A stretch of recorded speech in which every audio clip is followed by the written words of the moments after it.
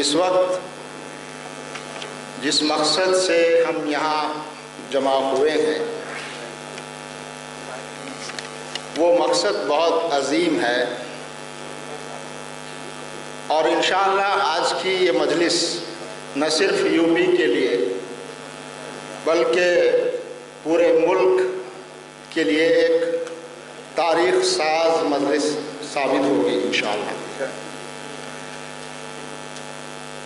वैसे तो इस मुल्क पर पिछले 5-5.5 सालों से एक किस्म की मुसीबत हुक्मरान तबके की शक्ल में हमारे सामने है, लेकिन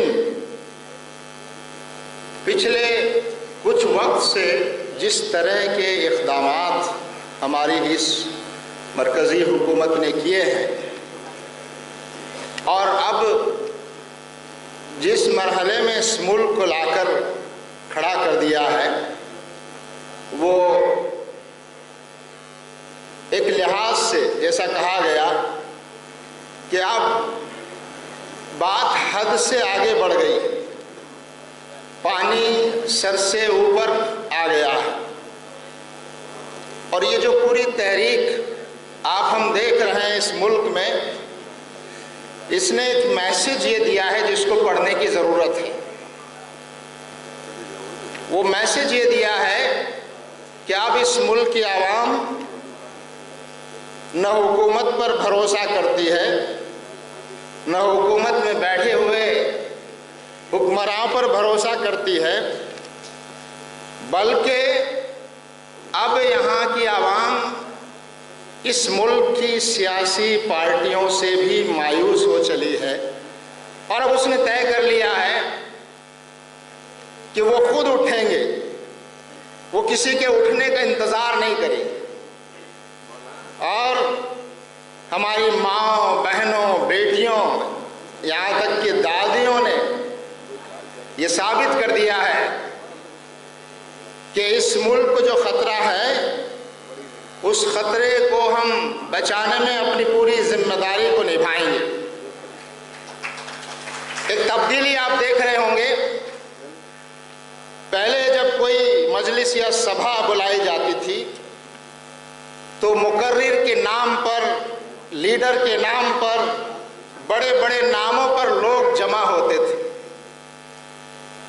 लेकिन अब लोग जमा हैं और बड़े बड़े लोग और बड़े बड़े लीडर वहां आना चाहते हैं, पार्टियों के लोग वहां आना चाहते हैं। ये लोगों की ताकत है जो अब नजर आ रही है। पहले नामों की वजह से लोग आते थे, अब लोगों की वजह से बड़े बड़े नामवर लोग आना चाहते हैं। हमारी हुकूमतें और सियासी पार्टियां जिन्होंने, मैं अफसोस के साथ कहता हूं, इन 70 सालों में अपनी बड़ी गैर जिम्मेदारी का सबूत दिया है, वरना आज हम इस मुल्क में इस हालत में नहीं पहुंचते। अगर वो अपनी जिम्मेदारियां इन 70 सालों में निभाती तो ये फासिस्ट और कम्युनल ताकतें इस मकाम पर नहीं आ सकती थी। लेकिन अब वक्त बदल गया है, बदल रहा है। अब लोग पार्टियों के पीछे नहीं चलेंगे, अब लोग नेताओं के पीछे नहीं चलेंगे, अब लोगों के पीछे नेता और पार्टियां चलेंगे। और ये बात मैं ख्याली नहीं कह रहा हूं, ये बात आप खुद देख रहे हैं और आप खुद ये बात महसूस कर रहे हैं।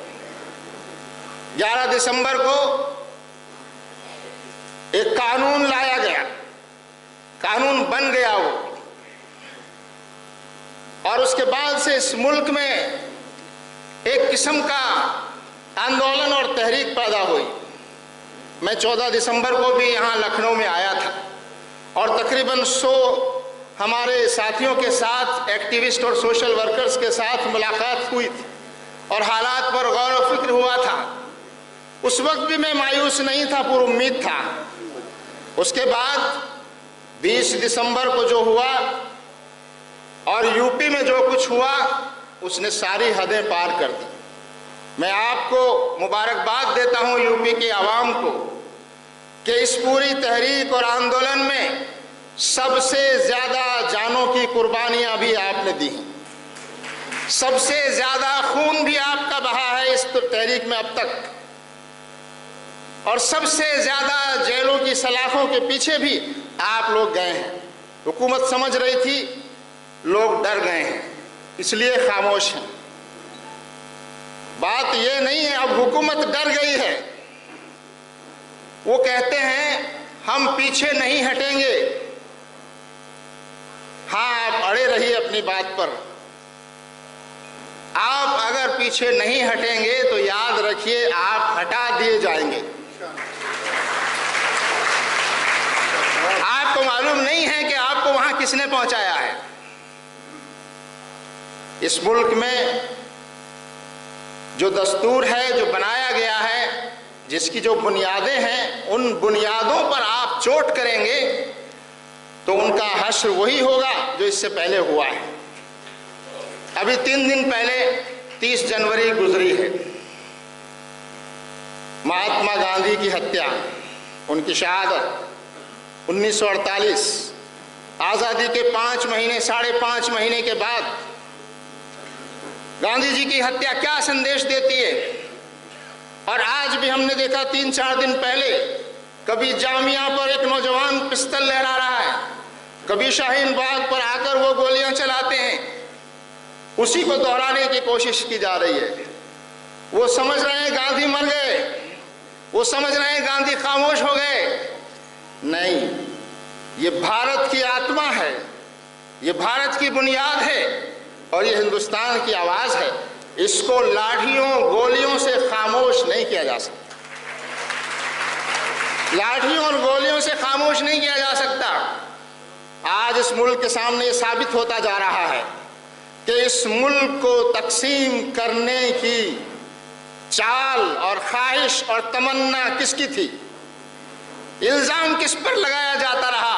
आज ये साबित हो रहा है, भारत की जनता देख रही है, कौन चाहता था भारत का विभाजन। जब उनकी मर्जी का भारत 1947 में विभाजन के बाद भी नहीं बना तो उन्होंने गांधी को रास्ते से हटाना चाहा। लेकिन याद रखिए, भारत की जनता इतनी कमजोर नहीं है, उसने बड़ी बड़ी चुनौतियों का, बड़े बड़े चैलेंजेस का सामना किया है। आज़ादी के बाद 28 साल के बाद इस मुल्क में डिक्टेटरशिप की आहट हुई। हमारे चुने हुए वजीर आजम डिक्टेटर बनने की कोशिश में आगे बढ़े और मुल्क में एक किस्म का हैजान पैदा हो गया। लेकिन हमने देखा जिस तरह आज़ादी की लड़ाई, आज़ादी की जंग तमाम मुल्क के लोगों ने, हर मजहब के लोगों ने आपस में मिलजुल कर लड़ी गई। 1975 में डिक्टेटरशिप के खतरे से भी हमने इस मुल्क को बचाया है। आज का ये मूवमेंट जिसे हमारी बहनें, बेटियां और दादियां लीड कर रही हैं, वो उस इमरजेंसी के मूवमेंट से कहीं बहुत बड़ा था। हमें पूरी उम्मीद है और आज की इस मजलिस और यहाँ मौजूद लोगों से मेरी उम्मीद में और मेरी हिम्मत में और ज़्यादा इजाफा हुआ है। हम यही पैगाम देना चाहते हैं, अब भी समझ जाइए मौका है। हुकूमत में बैठे हुए लोग ये समझ लें कि अब वो बड़ी हिमाकतें ना करें और उनकी खैरियत इसी में है और इस मुल्क की खैरियत भी इसी में है, इस मुल्क का भला भी इसी में है कि वो अपनी इस गलती को जल्द से जल्द सुधार लें। लेकिन अगर वो इस पर अड़े रहे तो फिर आपकी गलती को इंशाअल्लाह ये यहाँ की आवाम मिलजुल कर इस गलती को सुधारेगी और इस मुल्क को कभी भी गौड़से के रास्ते पर, नफरत के रास्ते पर, बंटवारे के रास्ते पर इंशाअल्लाह हम इस मुल्क को कभी नहीं जाने देंगे। ये हमें पूरी उम्मीद है। अस्सलामु अलैकुम व रहमतुल्लाहि व बरकातहू।